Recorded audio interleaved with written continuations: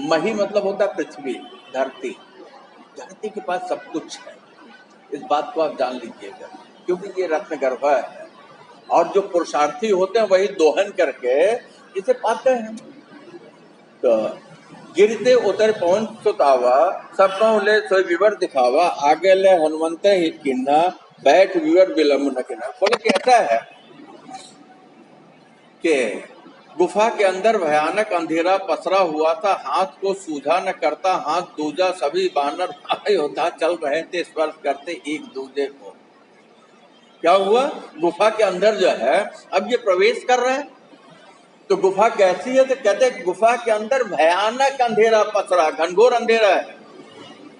कितना अंधेरा है कि यहाँ जो है एक हाथ को दूसरा हाथ दिखाई नहीं पड़ रहा है, मतलब आंखें गुफा के अंदर क्या हो गई? बेकार हो गई। आंख तो देखने के लिए है ना, लेकिन गहरी काली अंधियारी हो तो उसमें आंखें भी देख पाएंगे? प्रयास करेंगे तो फिर कैसे जाते हैं? गहरी काली रात में अंधेरे में आप पड़ गए तो अगर रास्ता जाना पहचाना है तब तो ठीक है, नहीं तो आप पैर धीमे धीमे बढ़ा के अंदाज करते हुए आगे बढ़ेंगे। जैसे रोहित जो अपने यहाँ है, रोहित चलता है, देखिए एक लकड़ी लेकर के वो ठोकते हुए अनुमान करते हुए, तो पूरी सेना जा रही है गुफा में, कैसे जा रही है? अनुमान से ही बढ़ रही है आगे अंधेरे में। और सभी बानर योद्धा जो चल रहे हैं वो एक दूसरे को स्पर्श करते, एक दूसरे का हाथ न छूटे, है कि नहीं? तो ये पता है एक दूसरे को पकड़े, इसका मतलब पता है कि नहीं सेना आगे की तरफ बढ़ रही है, किसी को कुछ भी दिखाई नहीं पड़ रहा है, ताकि कोई गिर पड़े तो थाम उसको ले तुरंत दूसरा। कोई कहते हैं इसके लिए पकड़े हैं, संभालने के लिए कि मान लो अगर भूख और प्यास भी समाप्त नहीं हुई है, गुफा में जा रहा है, चलते ही चले जा रहा है, थकान बढ़ती जा रही है, कहते हैं कि अगर कोई मान लो गिर पड़े, बेहोश हो जाए, तो वो छूट न जाए, बल्कि उसे जो दूसरा क्या करे? दूसरा संभाल ले। थका हारा क्षुधा से पीड़ी पिपासित, कहते हैं ये जो थके हारे लोग हैं, क्षुधा मतलब होता है भूख से पीड़ित है, पिपासित प्यास से, है कि नहीं? जैसे पढ़ते पढ़ते जो इतना पढ़ लिया कि प्यास लग गई, फटाफट 2-4 घूंट पानी पी लिया और सोचिए राम जी की सेना को पानी नहीं मिला तो कैसे हमने पानी पी लिया, है कि नहीं? राम जी की सेना जब प्यासी सीता को खोज रही है, बानरों का दल गुफा में दूर तक चलता गया, तब कहीं कुछ उजाला सा दिखा, चू चू चहचहाट सुनाई दी, दूर चिड़ियों की पुनः गंध फूलों की लगी आने तथा सब बानरों के शुष्क अधरों पर थिरकने लगी जल की बूंद, वायु शीतल बह रही थी, ताप सहसा घट गया था गुहा गहवर मत। बानरों का ये जो समूह था दूर तक गुफा में चलता चला गया, तो दूर तक जाने के बाद जो है इन्हें तब कहीं गहरा जो हल्का सा उजाला दिखा, आशा की किरण आई और चिड़ियों की जो है चू चू मतलब उसकी चहचहाहट सुनाई पड़ी, है कि नहीं? और चिड़ियों की चहचहाहट के साथ जो है जितने ही ये प्रकाश की तरफ आगे बढ़ते गए, फूलों की गंध आने लगी और फूलों की गंध आने लगी, और इसके साथ ही वातावरण जो अभी रेगिस्तानी प्रदेश में ये था कि सूर्य का ताप को किरणें शरीर को जला दे रही थे, इनके जो होठ सूखे हुए थे प्यास से, अब जो है उस पे हल्का हल्का मतलब हल्के हल्के से जल की बूंदों का आभास होने लगा। देखिए तो केवल मिलने मात्र की संभावना कि जल मिलेगा, कितना सब कुछ बदल जाता है। और जल का होना कितने वातावरण को देखिए बदल दिया कि वो ताप की जगह यहाँ जब आए हैं तो ये कह लीजिए एक राहत सी महसूस कर रही है सेना, जबकि न पानी पी है न भूखे शांत हुआ है। कहते कि वायु शीतल बह रही थी, और जल के होने में कितना है, हम क्या करते हैं पानी बर्बाद करते हैं, जिस दिन पानी नहीं आता है 10-15% कटौती हो जाती है, उस दिन अपने को अनुमान लगता है। तो कहते वायु शीतल बह रही थी और अंदर जो ठंडी हवा बह रही, तो ठंडी हवा बह रही है तो हवा अवश्य जो है कहीं जल के स्रोत के ऊपर से आ रही होगी, और ताप सहसा जो तापमान था, जो गर्मी थी, एकाएक कम हो गया था।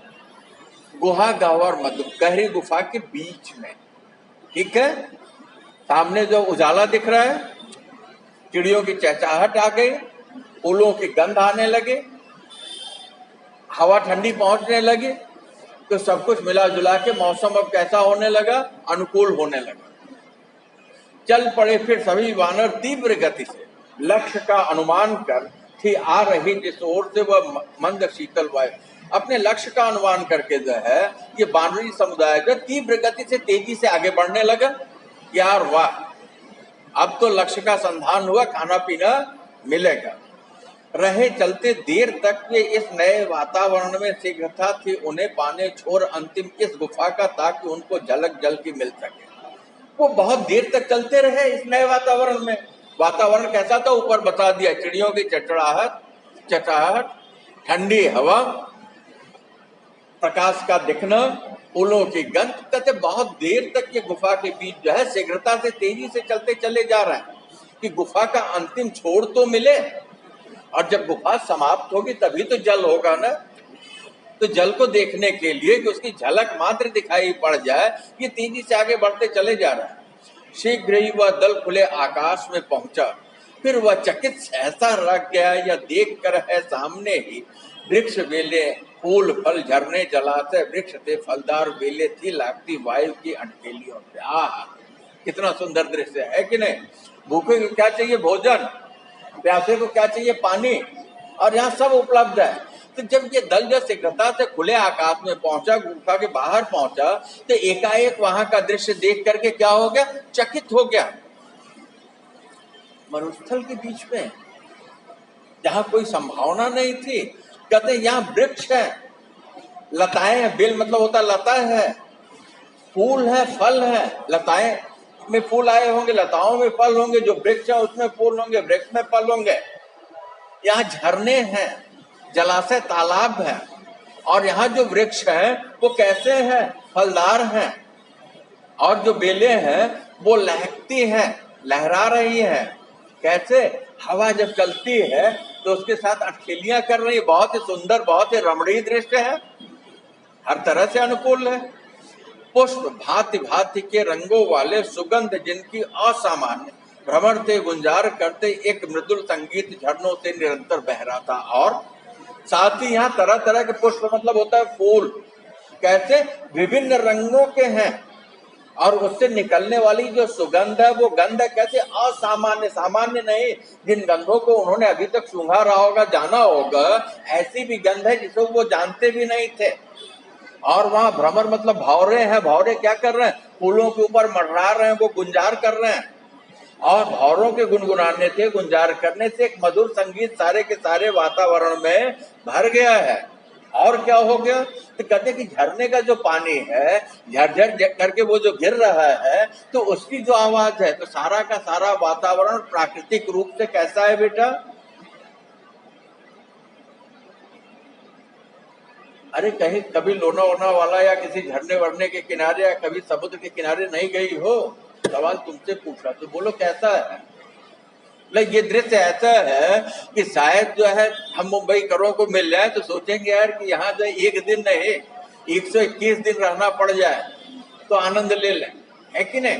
तो यहाँ झरनों से निकलती हुई आवाज, भौरों की आवाज, सुगंध, रंग, जल, फल, फूल, बेल, लता, पक्षी, सब कुछ समृद्ध। बानरी सेना लगी खिलने, हुए वो कमल उनके कांति चेहरों पर पुनः लौट आए। तो कहते बानरी सेना का चेहरा खिल उठा, उनके मुख जो है जैसे कमल खिल जाते वैसे खिल गए। कितने मात्र से, खाना पानी मिले। पर अचानक वे तभी यह सोचने लग गए, ऐसा तो नहीं है कहीं हो यह आसुरी माया, भ्रमित कर खत्म करने के लिए हमको तथा ये फूल फल जल सभी हो विषयुक्त, जिनका करें सेवन सभी वानर और हो निर्माण हो वे लक्ष्य राक्षस गणों का यह। फिर एकाएक सभी क्या हो गए, अचानक गंभीर हो गए, सोचने लगे कि ऐसा तो नहीं है कि कहीं ये असुरों की, राक्षसों की कोई माया तो नहीं है कि वो बानरी सेना को क्या कर रहा, भ्रमित कर रहा। ये जो फूल है, ये जो फल है, ये जो जल है, ये कैसा हो, विषयुक्त हो, जहरीला हो। तो अगर जहरीला होगा, ऐसी स्थिति में अगर इसका सेवन करेंगे, पानी पिएंगे, फल खाएंगे, तो क्या होगा, जहरीला होगा तो मृत्यु हो जाएगी। कहते हैं कि उनकी माया तो नहीं है कि हमको निष्प्राण कर देने की, पूरी सेना को मार देने की। कहते हैं राक्षसों का यह लक्ष्य तो नहीं है। यह उनका उद्देश्य तो नहीं है कि ऐसा वो सोचते हैं, क्योंकि यह जानते होंगे कि बानर लौटकर जा नहीं सकते हैं, कठिन गुहा गहवर इस कदर। कहते हैं कि इस बात को तो वो जानते हैं कि रेगिस्तानी प्रदेश पार किया, घनघोर गहरी गुफा पार किया, पार करते समय पूरा दिखा दिया कवि ने। कहते हैं कि राक्षस तो ये जानते हैं कि ये वानर जो यहाँ से लौट करके नहीं जा सकते, और ये सारी माया फैला दी, जो सारी माया फैला दी, ये पानी पिएंगे, ये फल फूल खाएंगे, मृत्यु को प्राप्त हो जाएंगे, पूरी वानरी सेना समाप्त हो गई। तो क्या हुआ? सुग्रीव जो है पराजित हुआ। यही ना, सेना खत्म हो गई तो राजा का कोई मतलब। मोदी जी के सांसद कम हो गए, देख लीजिए, विपक्षी ललकारने लगे कि नहीं, मतलब तब है जबकि सेना है। तभी बोले जामवंत बानरों से, नहीं कोई छुएगा फूल फल को अभी, नहीं कोई ताल झरने जलाशय के नीर से कोशिश करेगा बुझाने की प्यास अपनी। ये सब देखा तो जामवंत ने तभी कहा, आप पूछे हम होते तो यह कहते यार ये बूढ़ा क्या, अरे फल फूल मिला खाते हैं, मौत हो जाएगी ठीक है, वैसे भी मरना ही है कि नहीं बेटा? प्यास के बिना मर जाना है, भूख के बिना तड़प के सेना मरी रही थी, चल नहीं पा रही थी, तो एक रिस्क लेते हैं, पानी पिएंगे, अरे मौत हो जाएगी तब भी मरना है। कई तरह से समस्याएं हैं, लेकिन देखिए कितनी इज्जत है, अनुभव कितना काम करता है, इस बात को आप जान लीजिएगा। बहुत सी मुश्किलों में आप इसीलिए पड़े रहते हैं कि आप अपनी मुश्किल को अपने परिवारजनों को, अपने से जो श्रेष्ठ जन उनको बताते नहीं। मुश्किलों में इसके लिए पड़े रहते हैं कि आप ये समझते हैं कि मैं सबसे बुद्धिमान हूं और वो तो आउटडेटेड लोग हैं, उनको क्या पता। सारे मुक्त के रास्ते अनुभव में होते हैं। तब जामवंत क्या बोले? जामवंत बोले कि ऐसा है वानरों से कि कोई भी नहीं छुएगा फूल फल। कहते हैं कि ये जो फूल फल दिखाई पड़ रहा है, या ये जो तालाब झरने जलाशय दिखाई पड़ रहे हैं, कोई भी अपना प्यास बुझाने का प्रयास नहीं करेगा। गजब के धैर्य की जरूरत है। हम तो अपने बुजुर्गों की बात काट देंगे ना, बोलिए, काट देंगे, कहेंगे यार मरना तो है ही है, ये क्या कह रहे हैं। लेकिन देखिए जब वो रोक देते हैं सभी रुक जाते हैं। तो कब तक रुकने के लिए कहते हैं? बहुत अच्छा लेसन यह है जो आपको ले जाकर के आपके परिवार के सीनियर सिटीजन या आपको आपके पापा से जोड़े। तो यहाँ यही कहते कोई तब तक नहीं छुएगा फूल फल, झरने जलाशय से जो पानी नहीं पिएगा, कहते उस समय तक पुष्ट जब तक हो न जाए, फूल फल और नीर है निर्मल सुपौष्टिक। कब तक नहीं छुएगा? कहते तब तक नहीं छुएगा जब तक कि यह निश्चित न हो जाए कि ये जो जल है वो कैसा है, निर्मल है, शुद्ध है, पीने के योग्य है, पिया जा सकता है कि नहीं, प्रदूषित तो नहीं है। और कहते हैं ये जो फल है वो कहते हैं सुपौष्टिक, मतलब कि हमारे लिए जो है स्वास्थ्यकर है।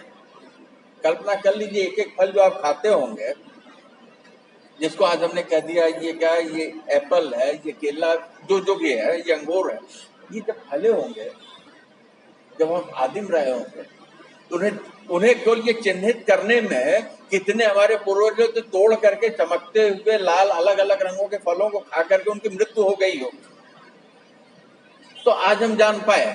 तो कहते हैं कि ऐसा पहले तो ये निश्चित हो जाए कि ये निर्मल है, प्राण के लिए नुकसानदायक नहीं है, और ये पौष्टिक है, अगर स्वास्थ्यकर और स्वच्छ है तो किया जाए। तब तक जब तक निर्णय नहीं होता है कोई छुएगा नहीं, और जब तक क्षेत्र का स्वामी नहीं दिखता हमें है। ये भी बहुत मुश्किल है। एक तो रोक दिया, बोला पता तो चल जाए खाने लायक, खाने की योग्य है कि नहीं है, पीने की योग्य है कि नहीं है।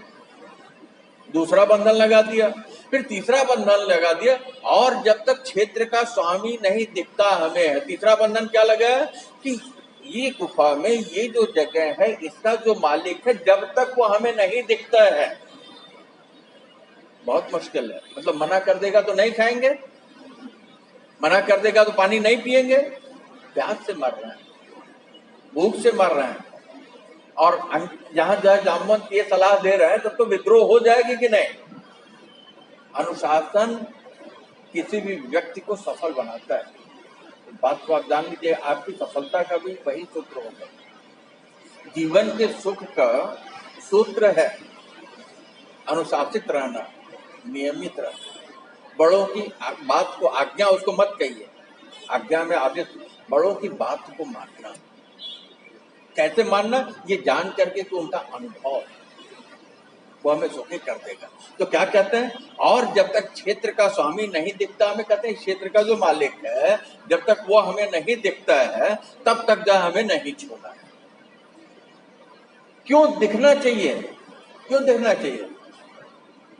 बहुत सुंदर होगा, बहुत अच्छा होगा, बहुत ताकतवर होगा, बहुत कमजोर होगा। अरे यार, वो सुंदर हो, बदसूरत हो, अच्छा हो, बुरा हो, ताकतवर हो, कमजोर हो, उससे क्या लेना देना? वो उसके दायरे में नहीं आता। फिर चौथा इन्होंने बंधन लगा दिया, ताकि उसकी आज्ञा मिल सके हमको तृप्त करने के लिए अपनी क्षुधायो प्यास। बिना पूछे किसी का कुछ भी नहीं छूना चाहिए, यही ना।